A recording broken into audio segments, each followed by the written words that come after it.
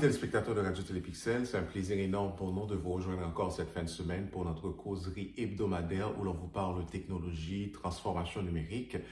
Et ce matin, j'ai une pensée spéciale ou une salutation spéciale pour les étudiants du Cégep qui nous regardent. Je sais que cette émission est très populaire au niveau de cette couche de la population. Et d'ailleurs, cette émission a été conçue pour eux aussi, pour leur permettre de comprendre, de connaître de nouveaux concepts, de connaître des nouvelles théories. En fait, on est toujours en confinement, on est toujours chez nous, puisqu'on essaie de respecter les consignes gouvernementales nous demandant de ne pas sortir, de rester à la maison, juste pour éviter la propagation du virus COVID-19. On est encore en plein dans le mille dans cette pandémie. Mais on se conduit vraiment vers une résolution par rapport à ce virus. Et ce matin, je vais vous parler d'un thème assez particulier que l'on entend assez souvent parler, c'est l'industrie 4.0. On sait qu'on a parlé d'économie 2.0, on a parlé d'Internet 2.0, on a parlé de management 4.0. Maintenant, on a parlé aussi d'industrie 4.0. C'est quoi l'industrie 4.0? Alors, les technologies numériques sont de plus en plus utilisées dans l'industrie de la fabrication, dans l'industrie de la construction. Et ceci, c'est grâce aux percées qui ont été réalisées dans les domaines de les technologies de l'information, dans les domaines de télécommunication, dans les domaines de la robotique et aussi dans les domaines de communication, des communications mobiles. Au cours des dernières années, les médias ont beaucoup parlé des transformations numériques, de l'industrie 4.0. Mais pourtant, beaucoup de gens, beaucoup d'entrepreneurs, beaucoup de personnes ne savent pas de quoi est-ce qu'il s'agit lorsqu'on parle d'industrie 4.0. En fait, l'industrie 4.0, c'est l'introduction des technologies numériques dans le processus de fabrication. Donc, lorsque les usines qui produisent, plusieurs choses, donc, au lieu, dans leur processus même de fabrication, on fait appel aux technologies numériques, on fait appel aux nouvelles technologies dans leur processus de développement. Alors, il y a ça, des avantages. Les avantages que ça entraîne, c'est d'abord une augmentation du niveau de leur productivité. Ça réduit considérablement les coûts d'exploitation et ça a une amélioration spectaculaire sur la qualité du produit. Voilà les trois avantages que vous avez dans l'industrie 4.0, dans le domaine de la fabrication lorsqu'on fait utilisation des nouvelles technologies. À la base, l'industrie 4.0 consiste à surveiller et à contrôler le processus à chacune des étapes. Donc, au lieu d'avoir toute une chaîne où vraiment c'est des humains qui font des contrôles pour s'assurer que tout se passe bien, on remet cette tâche-là à la technologie. Et la technologie, quant à elle, supervise le processus de bout en bout, du commencement jusqu'à la fin. Et puis, ça monitore le processus. Et quand on parle de monitoring, c'est sûr qu'il va y avoir des alertages. Quand il y a quelque chose qui ne fonctionne pas bien, il va y avoir une alerte qui sonne pour dire, écoute, il y a telle chose qui ne fonctionne pas comme ça devrait être fonctionné. Eh bien, voilà pourquoi on dit ça nous permet d'augmenter la qualité du produit, ça nous permet d'augmenter notre niveau de productivité. Il y a une amélioration, il y a une baisse aussi considérable dans le coût de production parce que le processus est beaucoup mieux monitoré, le processus est beaucoup mieux contrôlé par des processus automatisés. En gros, la technologie permet d'avoir à l'œil le processus de production à chaque étape et ça permet aussi d'éliminer le temps d'arrêt et puis il y a des données qui sont collectées sur le fonctionnement des matériels qui travaillent. En fait, si vous avez une chaîne de production, il y a toute une série d'équipements qui sont alignés, l'un appelle l'autre après la réalisation de chacune des tâches de chacun de ces équipements-là. Eh bien, on collecte des données sur le fonctionnement de ces équipements-là. Et lorsque ces équipements-là vont avoir des problèmes, ça nous permet de déterminer des problèmes imminents que l'on peut avoir sur la chaîne de production, sur tel ou tel équipement, parce que la technologie nous permet de faire ce genre de contrôle, ce genre de monitoring. C'est ce qu'on appelle l'industrie 4.0. La question que l'on doit se poser, si je parle de chaîne de production, si je parle de processus de fabrication de produits. C'est quoi la différence entre l'industrie 4.0 et la robotique? Est-ce que c'est la même chose?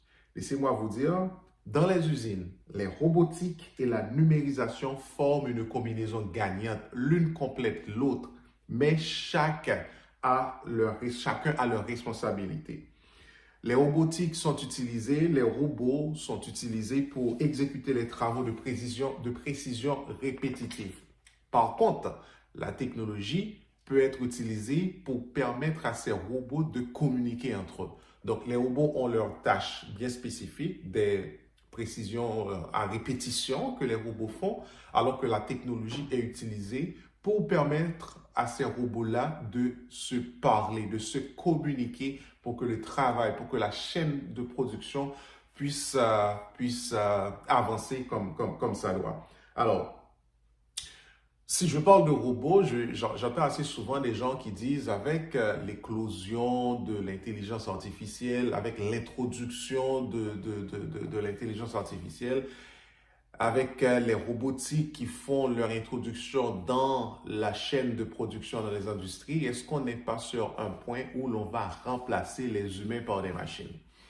Laissez-moi vous dire que cela n'arrivera pas. C'est vrai que la technologie, ça progresse à grands pas. Il y a vraiment des grandes avancées. Je parle toujours de l'intelligence artificielle qui, dans les jours à venir, on va le voir un peu plus souvent dans le processus de fabrication. C'est déjà là, mais il y a beaucoup d'entreprises qui vont s'adapter parce que les entreprises ne veulent pas que la technologie leur dépasse. Ils veulent s'adapter. Ces entreprises-là veulent s'adapter. Voilà pourquoi eh bien, on essaie de matcher la technologie par rapport au processus de production. La raison pour laquelle que je dis que les robotiques ne va pas remplacer les humains, parce qu'on a toujours besoin des humains pour des tâches assez spécifiques pour le contrôle de ces machines. Si on parle de machines technologiques, ces machines-là doivent être configurées. Quitte à ce que c'est une fois ou deux fois, ça doit être configuré, mais ça doit être aussi supervisé à un certain sens. C'est vrai que la technologie supervise la chaîne de production, mais cette chaîne-là doit avoir aussi un contrôle humain qui doit se faire dessus pour s'assurer que tout se passe comme convenu. Donc, la technologie avance, on est à une avancée extraordinaire, on a une introduction, on est à une phase où l'on introduit les technologies dans le processus de fabrication, qui est l'industrie 4.0. Mais par contre, les humains sont là pour rester. C'est vrai qu'il va y avoir certaines tâches qui vont être simplifiées par rapport à l'introduction de la robotique, de l'intelligence artificielle, tout et tout, mais on va toujours avoir les humains pour réaliser certaines tâches. Maintenant, d'où vient le nom d'industrie 4.0? L'industrie 4.0 est la plus récente évolution dans le secteur de la fabrication. Au cours des 250 dernières années, plusieurs révolutions industrielles ont transformé les méthodes de fabrication.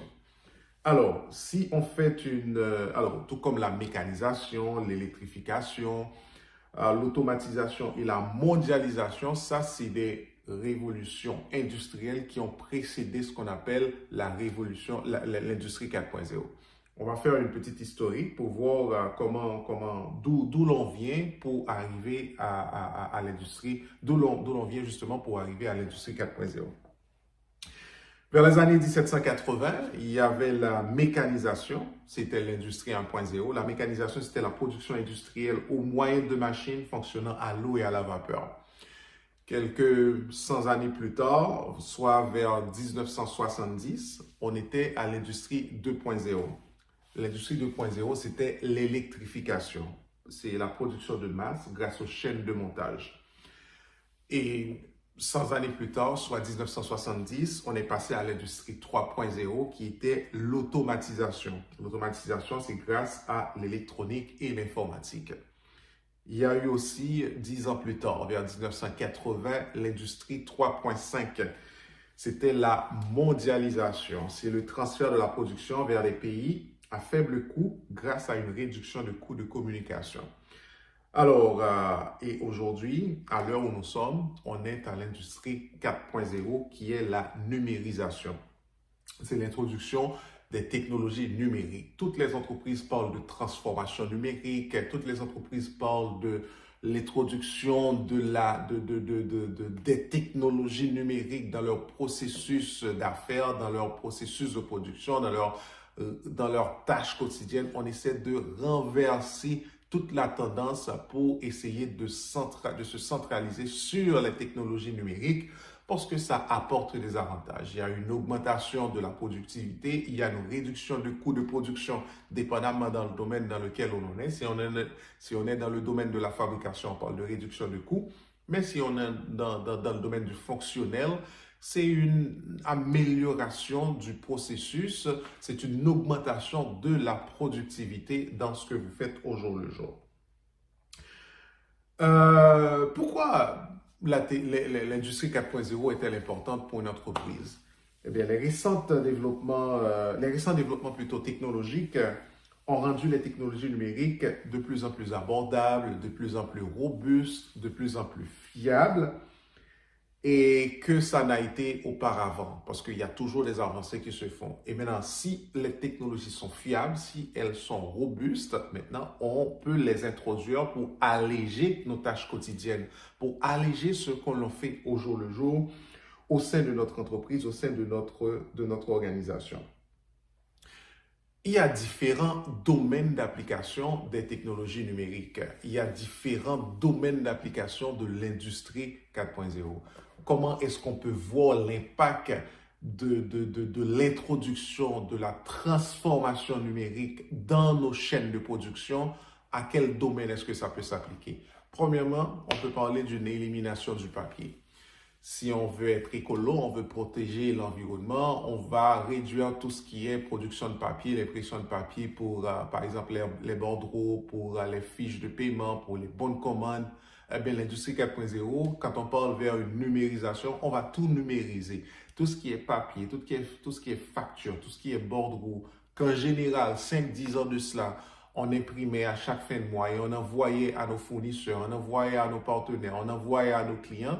Maintenant, on a une tendance à demander aux gens à se diriger vers la numérique. C'est ce qu'on appelle une transformation numérique. Et en faisant ça, il y a un coût qui est, comment dire, on joue sur le coût. Il y a un coût qu'on essaie d'épargner en allant vers la numérique, en numérisant tous ces documents-là. Et il y a un coût aussi qui est réduit vers le transfert de ces documents par la poste ou peu importe le moyen de transfert que vous utilisez pour acheminer ces documents à leur destinataire. Donc, l'élimination du papier, c'est un premier domaine d'activité pour l'industrie 4.0, pour la transformation numérique. Et vous voyez, plusieurs entreprises, plusieurs organisations de nos jours ont toujours tendance à aller vers la numérisation pour dire, ah ben, on va faire un virage zéro papier pour être écolo, pour protéger l'environnement. Autre domaine d'application, c'est la surveillance et le contrôle en temps réel des machines et les équipements. Quand on parle de chaîne de production, quand on parle de chaîne d'approvisionnement, chaîne de production plus précisément pour le moment, c'est un ensemble de matériel, c'est un ensemble d'équipements, une chaîne d'équipements, l'un après l'autre. Chaque équipement a un rôle spécifique. Ces équipements-là doivent être monitorés, ces équipements-là doivent être surveillés. Au lieu d'avoir une personne pour la maintenance, pour l'entretien, pour faire le contrôle au jour le jour, pour faire les check-ups, pour s'assurer que tout est bon, on vient avec la technologie pour collecter des données sur le fonctionnement de ces équipements et ces données-là sont traitées au jour le jour et ces données-là vont permettre de prendre des décisions et ces données-là peuvent permettre de prévenir des problèmes, des dysfonctionnements imminents qui peuvent arriver sur ces matériels-là. Donc, le deuxième domaine d'application pour l'industrie 4.0 dans la chaîne de fabrication, dans les industries, c'est la surveillance et le contrôle en temps réel des équipements. Autre domaine d'application, c'est introduction des procédés intelligents. Utiliser des machines capables d'analyser leurs propres données pour pouvoir prévoir à quel moment des entretiens doivent être faits. Certaines peuvent même prendre rendez-vous avec un technicien. Et les technologies de contrôle avancées évaluent la qualité en temps réel durant la production et interviennent lorsqu'il faut corriger des défauts. Donc, la machine, en faisant l'introduction des technologies pour contrôler tout le processus de fonctionnement de cette machine-là, on peut même avoir des petits modules qui programment quand est-ce qu'il faut faire la maintenance sur cette machine, quand l'intervention d'un technicien est nécessaire sur cette machine-là pour que cette machine-là puisse continuer à fonctionner normalement. Donc, la machine fonctionne, mais il y a un contrôle qui se fait sur la machine pour évaluer le fonctionnement de la machine. C'est comme une voiture. La voiture fonctionne, vous avez le dashboard qui contrôle tout, qui vous dit quand la machine la voiture surchauffe, quand le moteur a besoin un peu d'huile, tout et tout. Donc, tout ça, il y a un tableau de bord qui fait tout ce contrôle-là. Mais c'est un tableau de bord que la technologie nous permet d'introduire sur nos équipements pour faire le contrôle, pour faire la surveillance. C'est ce qu'on appelle l'industrie 4.0. Voilà où nous sommes maintenant de nos jours. Et autre domaine d'application de l'industrie 4.0, c'est l'optimisation des procédés. Tous vos processus d'affaires peuvent être optimisés. Optimisés dans le sens pour mieux exploiter les gens, optimisés dans le sens pour mieux exploiter l'espace, optimisés dans le sens pour mieux exploiter les matériels que vous utilisez dans votre chaîne de production. Autre domaine d'application, c'est l'expérimentation de l'impression 3D. Donc, dans un processus de fabrication, il y a des templates, des modèles que vous réalisez pour vos clients ou pour les gens avec lesquels vous faites affaire. Eh bien, les technologies numériques nous permettent maintenant de faire ce qu'on appelle l'impression 3D. Vous donnez une vue à 3 dimensions du produit que vous voulez réaliser. Vous voulez construire un exemple, un bâtiment. Maintenant, il y a un modèle, un template qui est réalisé et qui est imprimé à partir 3D en 3 dimensions. Maintenant, on peut voir exactement comment le produit final va être. Comment est-ce que l'impression 3D n'existait pas avant? C'est venu avec justement l'industrie 4.0 qui est une transformation numérique. Voilà un autre domaine d'activité de l'industrie 4.0. Et puis, il y a la connexion de vos produits à l'Internet. Ça, n'en parlons pas parce que tout est connecté maintenant. On parle d'Internet des objets. Un réfrigérateur est connecté à l'Internet. Votre maison est connectée à l'Internet. De mon travail étant, je peux allumer mon chauffage de la maison. Fait que tout ça, c'est ce qu'on appelle cette transformation numérique. C'est l'introduction de l'Internet dans nos vies qui nous permet d'améliorer nos façons de vivre, de nous donner une certaine facilité dans ce que nous faisons. Et puis, avec la collecte des données qui se font sur tout ce qu'on utilise comme médium qui utilise Internet, ces données-là sont collectées pour nous aider à prendre des meilleures décisions dans le futur. Et puis, d'autres domaines d'application de l'industrie 4.0, c'est l'intégration des réseaux informatiques. C'est ce que je dis tantôt. Tout est connecté. Maintenant, votre maison est connectée, votre téléviseur est connecté, votre réfrigérateur est connecté. Et comme j'ai dit, on est à l'ère de l'information, on est à l'ère des technologies numériques, mais on est aussi à l'ère de la sécurité informatique. C'est vrai, tout est connecté. Vous devez faire très attention. Vous devez avoir des mesures de contrôle qui permettent à ce que les gens ne fassent pas intrusion dans votre vie privée. Vos caméras web qui contrôlent votre maison lorsque vous n'êtes pas là, eh bien, il doit y avoir des mécanismes de contrôle aussi qui permettent, qui sécurisent le fonctionnement de ce matériel pour que les gens ne puissent pas, eh bien, hacker ces équipements-là pour faire intrusion dans votre vie privée. Mesdames et messieurs, c'est ça l'industrie 4.0. On est à l'ère de l'industrie 4.0. Il y a d'autres avancées qui se font aussi pour les prochaines années. Mais maintenant, les entreprises qui n'ont pas encore emboîté le pas, si ces entreprises-là ne sont pas encore embarquées dans l'industrie 4.0, ces entreprises-là risquent de laisser le train, ces entreprises-là risquent d'être en retard par rapport à plusieurs autres entreprises à différents niveaux parce que les autres entreprises ont des avantages. D'abord, l'amélioration de la qualité de leurs produits, une optimisation des ressources qui sont utilisées dans leur chaîne de production.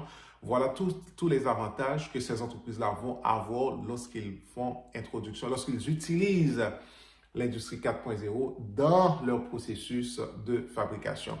En d'autres termes, l'introduction de la technologie, la transformation numérique, ça s'introduit dans les processus de fabrication de biens et puis ça nous permet d'améliorer ce que l'on remet au client, comme produit fini.